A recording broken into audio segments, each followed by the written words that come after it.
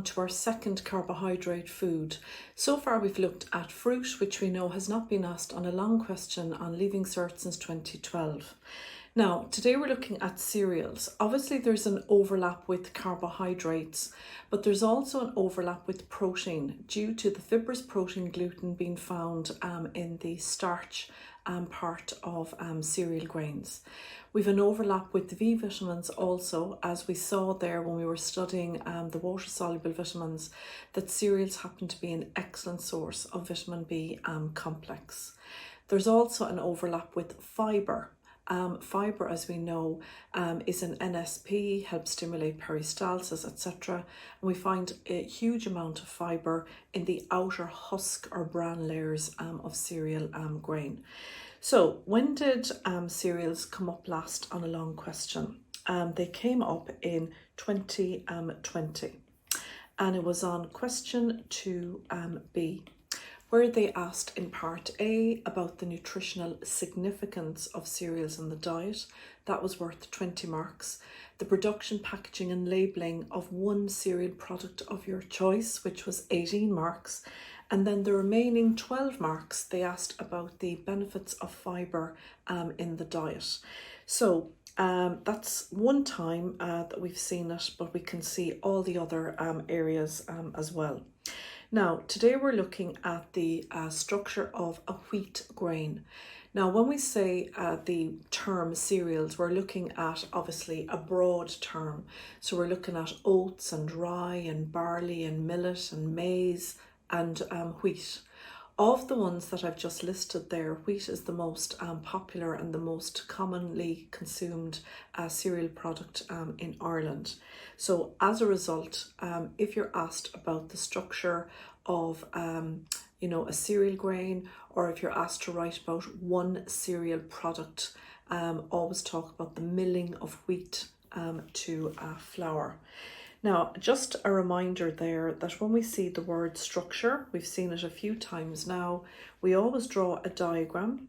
That diagram needs to be clear and well labelled, but very importantly, all diagrams, unless they request just a labelled diagram, every other time that we see structure, we draw a diagram and we give a written description with it.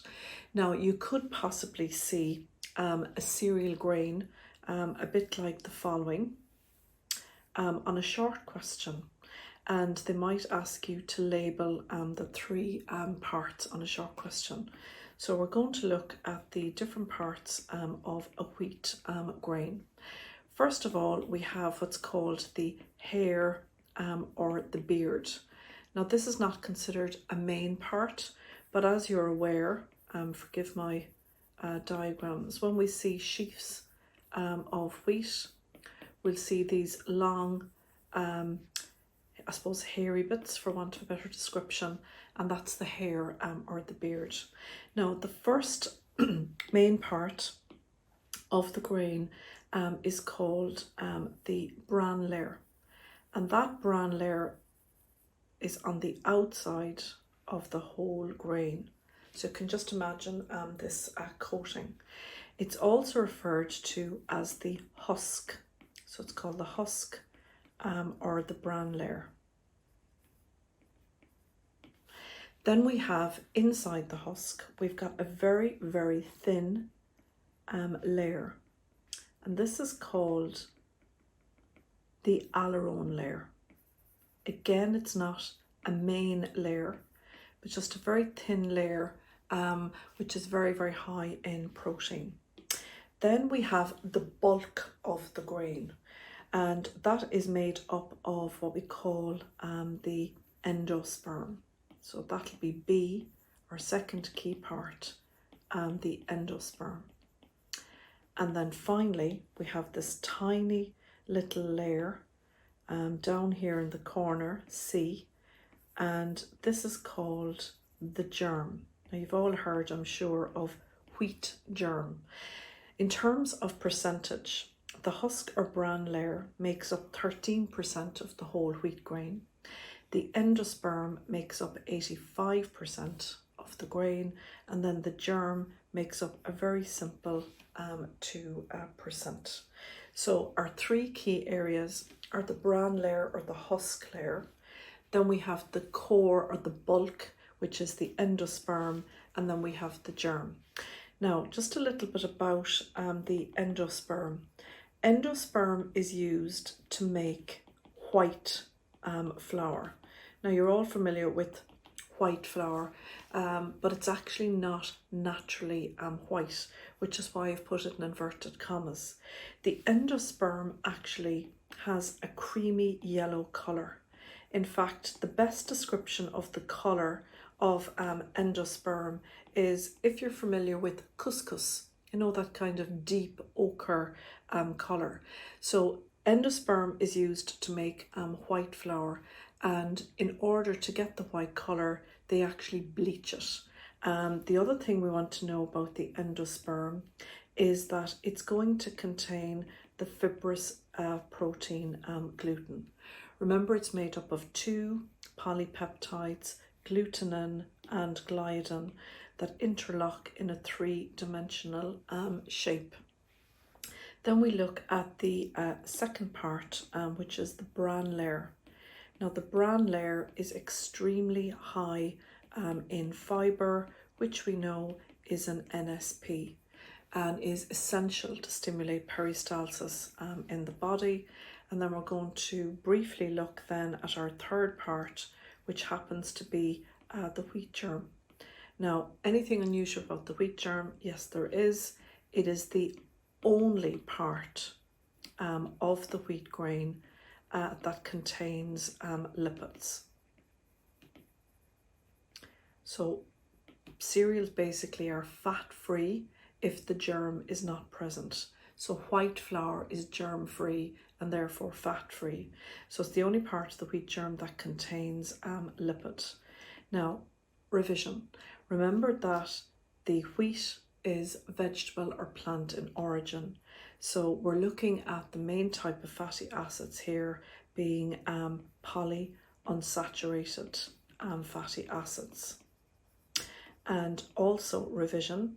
Remember, we looked at the fat-soluble vitamins and we talked about vitamin E, and we said an excellent source of vitamin E happens to be the wheat germ. So just what I wanted to do there was just to connect or link up with other parts of our course.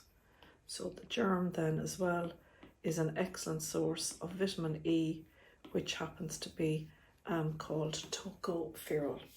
So if we look here at our chapter again, and we're going to highlight the outer bran layer, we're going to highlight the starchy endosperm, and we're going to highlight the germ. So in the event that you were given on a short question a diagram that looked like so, and at the side, so it might say wheat grain, and at the side there might be three labels. So we have A, we have B, and we have C. And then we'd have three lines, and you would be asked to label the main parts, emphasizing the main parts of the wheat grain. And I hope in your mind now that you're looking at A would be the husk or the bran layer. B would be the endosperm, which we know is full of starch and gluten. And then thirdly, we have the germ. So that's a possibility of where you might see the structure of a wheat grain. Now, moving on, we have our written description. So the husk or bran layer, we said 13%, the endosperm 85%, and the germ 2%. Note, we have mainly cellulose, which we know is fibre, present in the bran layer, high in niacin, which happens to be vitamin B3. Calcium, iron. The iron would of course be non-heme iron. Now, can you see how far we have come from that very first lesson? We're starting to link, our nutrients here in with the food groups. Endosperm is high in starch. Gluten is present, which I'm just going to draw something like so to remind us that it's this fibrous protein with its three-dimensional zigzag shape, giving elasticity to products made from wheat flour.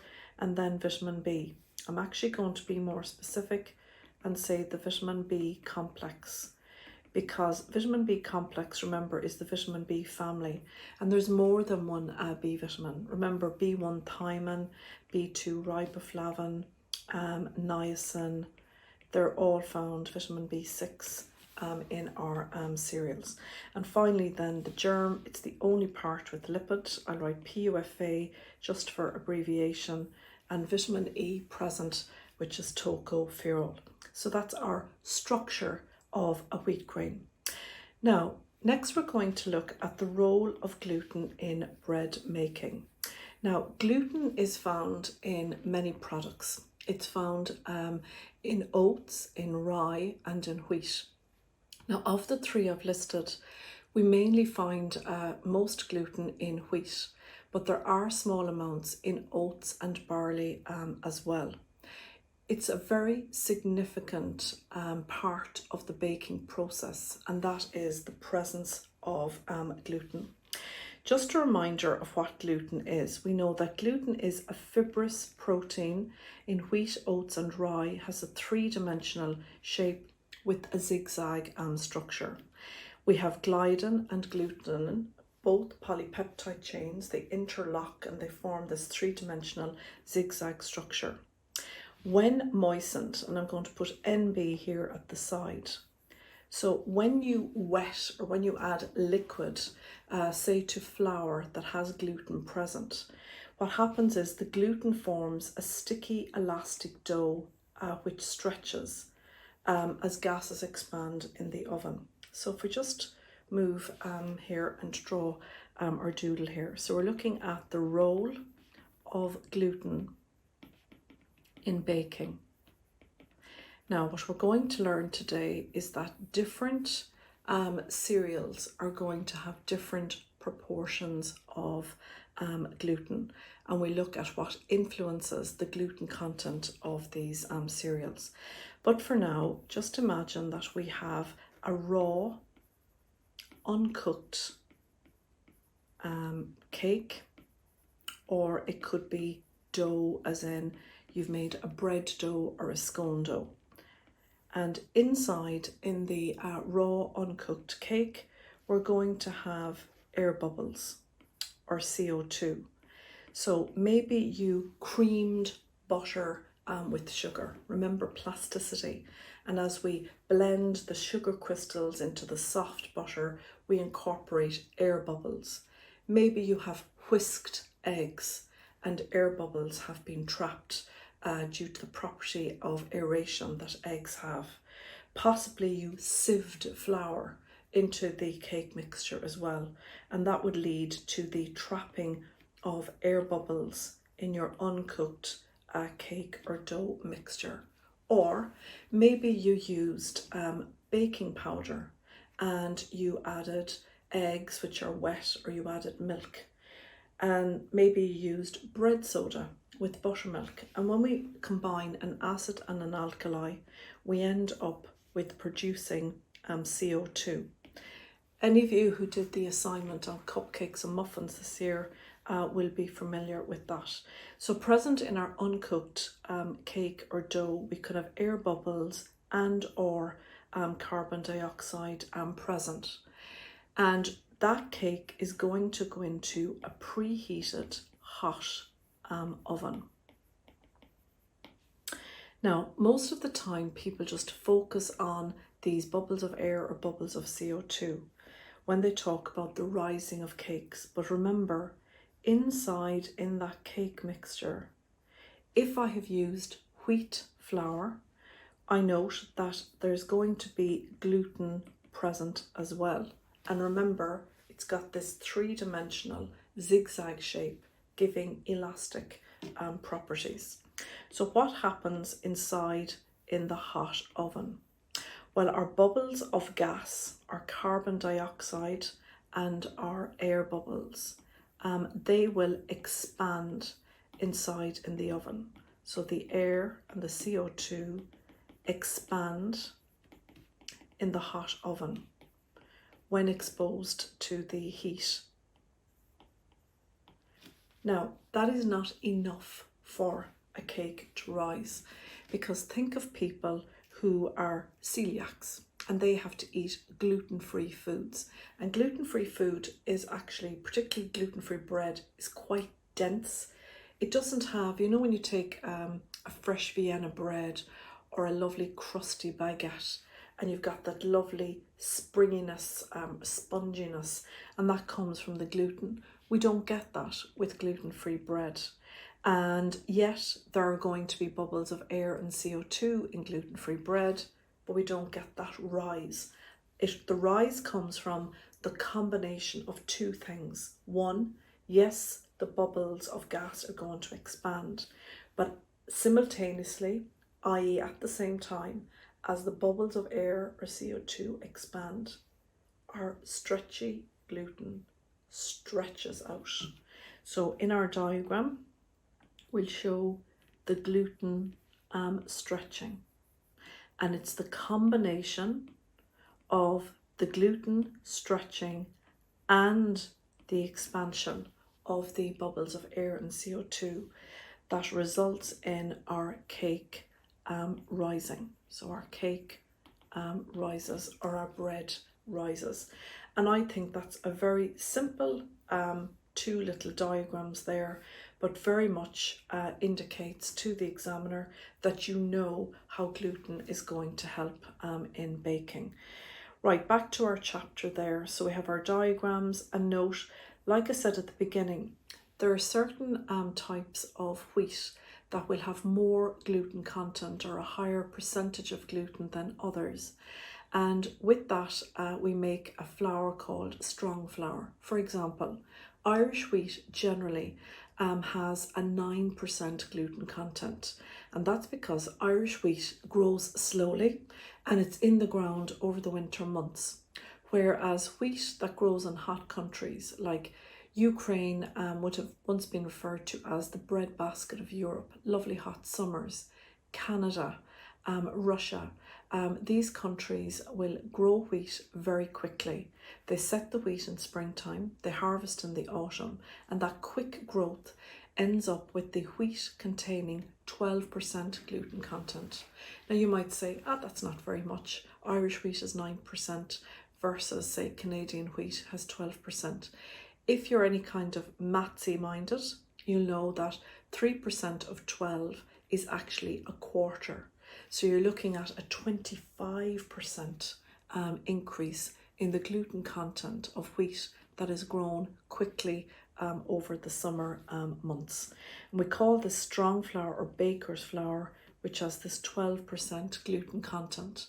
And we're all familiar with that stereotype image of a pizza restaurant and the chef making the pizzas and stretching out this very elastic dough.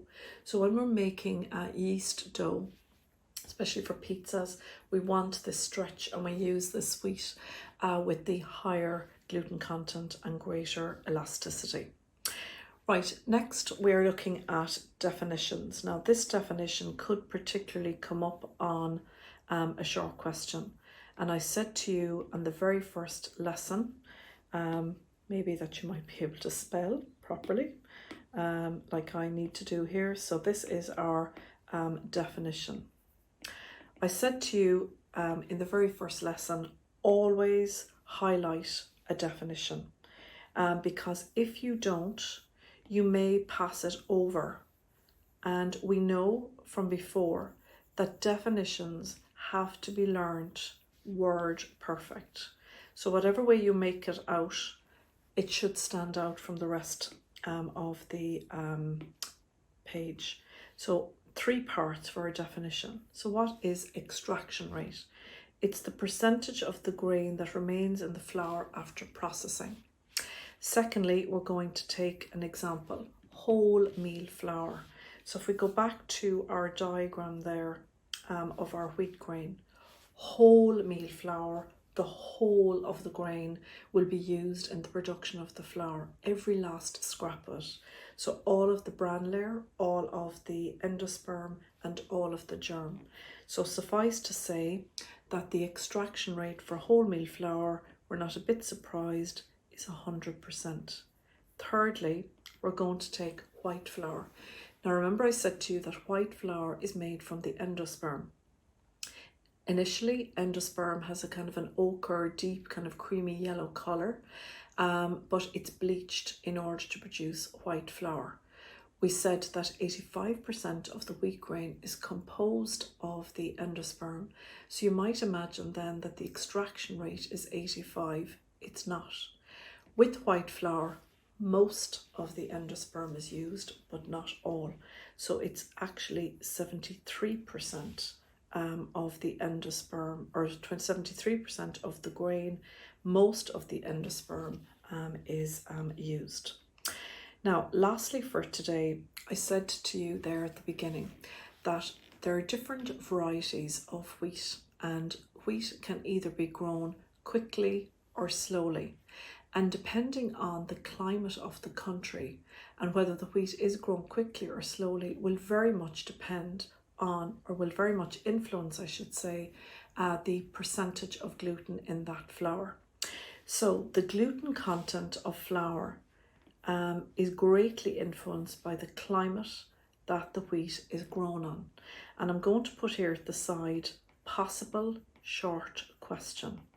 So we might read on a question to differentiate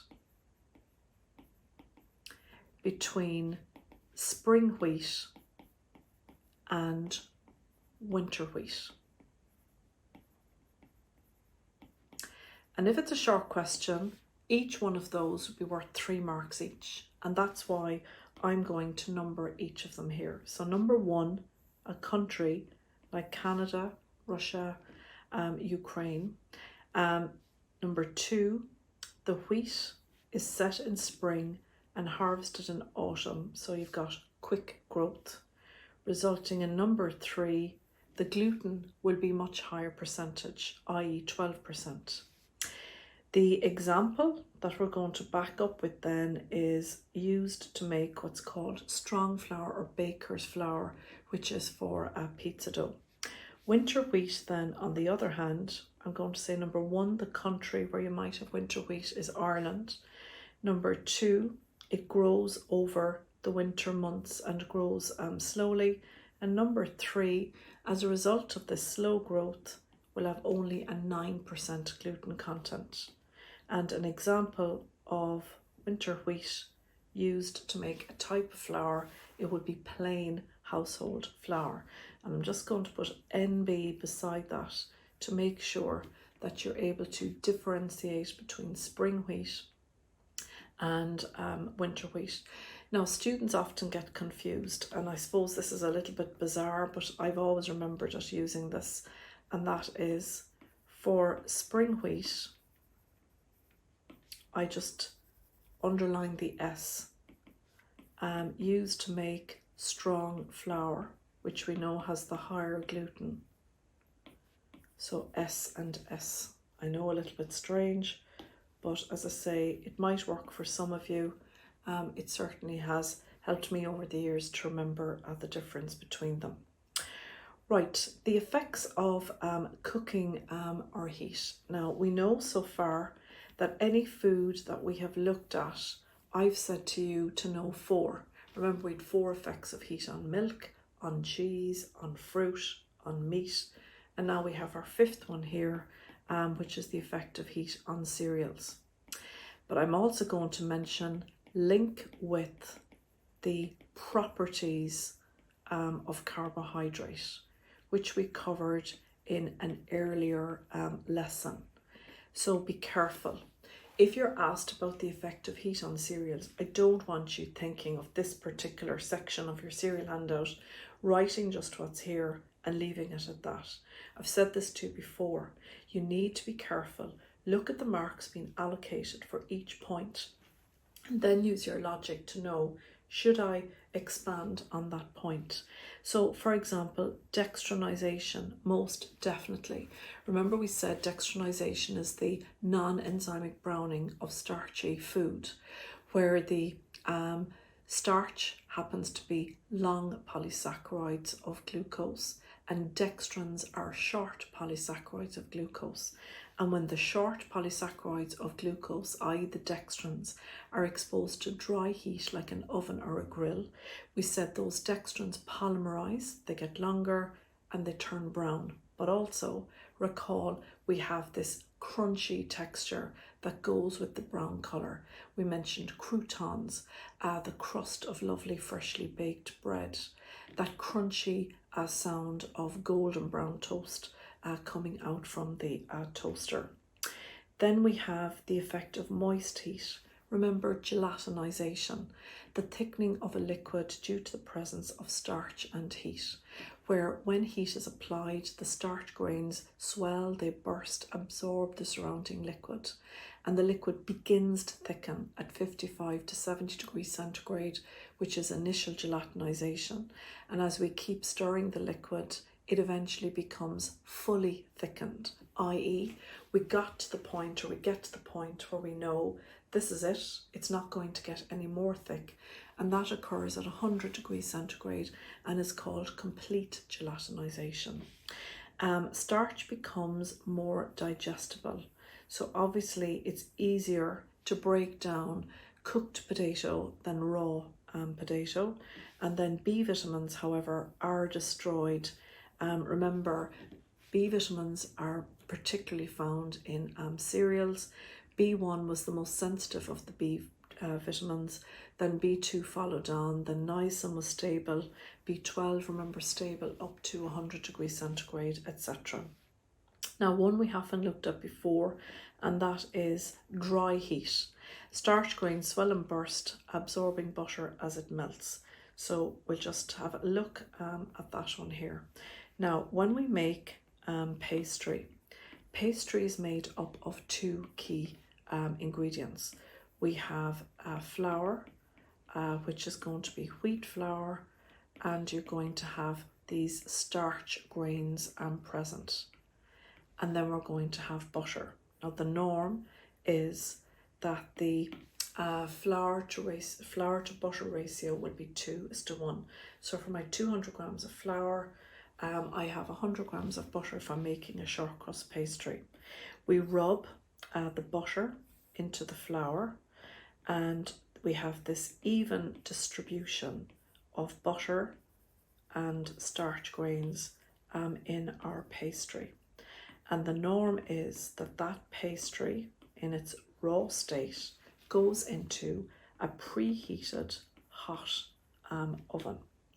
Now, what happens inside in the oven is, as soon as the pastry is into the oven, because it's preheated and it's already hot, these starch grains expand and burst. And at the same time, the fat melts. And as the fat or the butter melts, it's absorbed by these burst starch grains. And as a result, you get this lovely, dry pastry. Now, if you did the following, if you put the raw pastry into a cold oven, which is an absolute no-no, as soon as and then you turn the oven on, the fat would melt at a much lower temperature. The oven would be barely warm and the butter would start to melt and it would go to the bottom of the pastry. Eventually your oven would get hot enough and the starch grains would burst.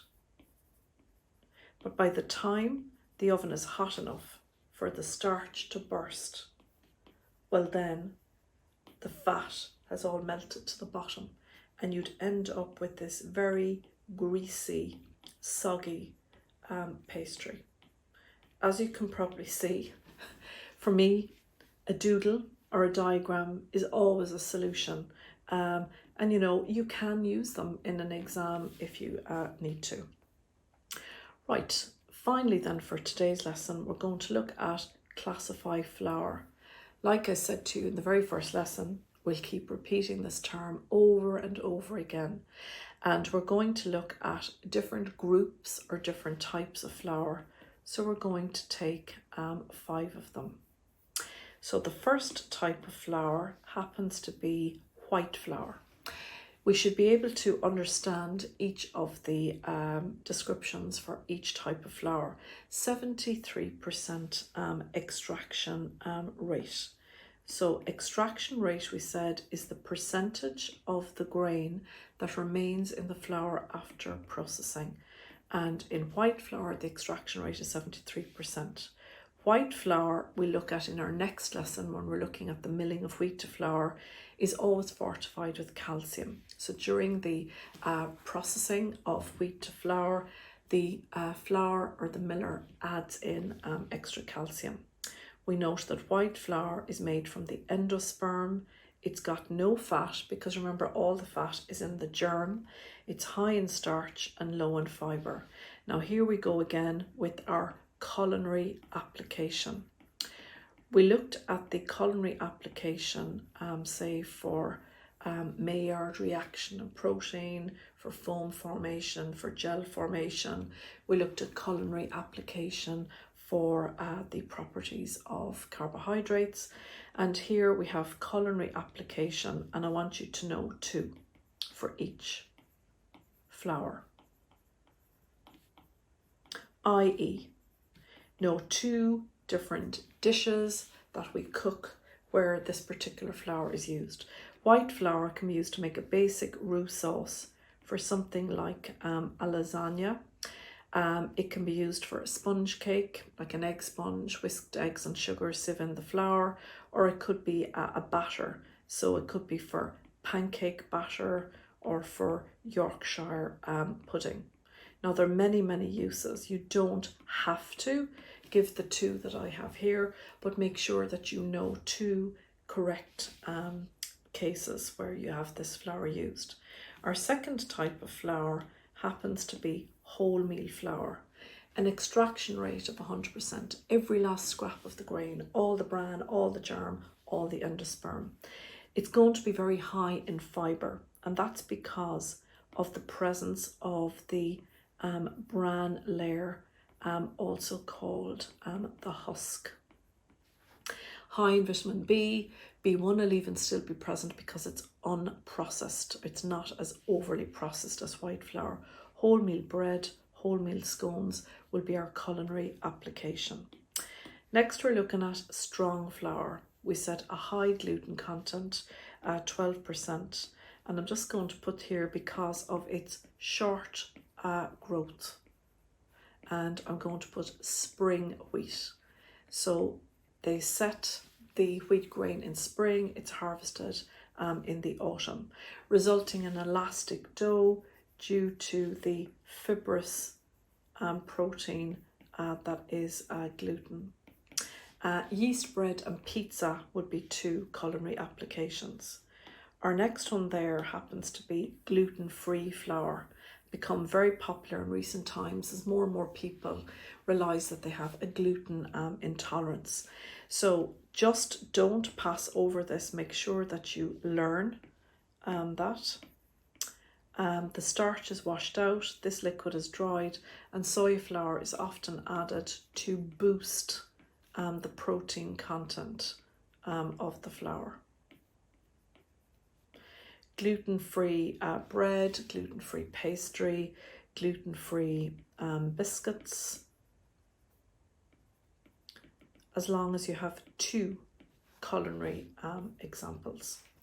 And finally, our 5th and final one we're going to mention happens to be self-raising flour.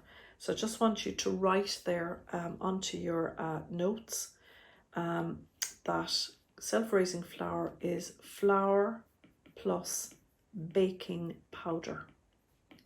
So flour plus baking powder. We'll just highlight that. Now, baking powder is made up of an acid and an alkali, and the two of them are together in a tin. I'm sure you've seen tins of baking powder. Now, the acid part, we have cream of tartar and we have bicarbonate of soda. Now, anyone doing chemistry will know that bicarbonate of soda is now called hydrogen carbonate of soda. But on a home economics exam, most people know it as bread soda or bicarbonate of soda. They're not going to get techie over not saying hydrogen carbonate, but that's of course up to you. So it's a combination of bread soda and what is called cream of tartar. And I actually have it the wrong way around there, so I need to change that around. So the alkali is of course the bread soda, apologies, and the acid is what's referred to as cream of tartar. So we'll just take that there, cream of tartar. And the two are combined together. Now, when we go on to do a handout called Cooking Methods, we'll be looking at the different types of raising agents. And trust me, we will come back to this again. So in summary, we know that the term cereal is a very broad term covering oats and rye and barley and millet, rice, wheat. But in the event, like in 2020, you're asked to describe one cereal product of your choice, we would go for the milling of wheat to flour. If we have to draw any diagrams, we would draw the structure of wheat with its three main parts: the outer bran or husk layer, the endosperm and the germ. Secondly, be familiar with the role of gluten in bread making and how a combination of expansion of gases and the stretching of gluten will ensure that breads and cakes rise in the oven. Thirdly, understand what's meant by the extraction rate of a flour. Also be familiar with the difference between spring wheat and winter wheat and how the climate that wheat is grown in can very much influence its gluten content. And finally there, to know 5 different types of flour, a brief description of each, and very important, 2 culinary applications for each of those 2 types of flour. So that is the end of today's lesson.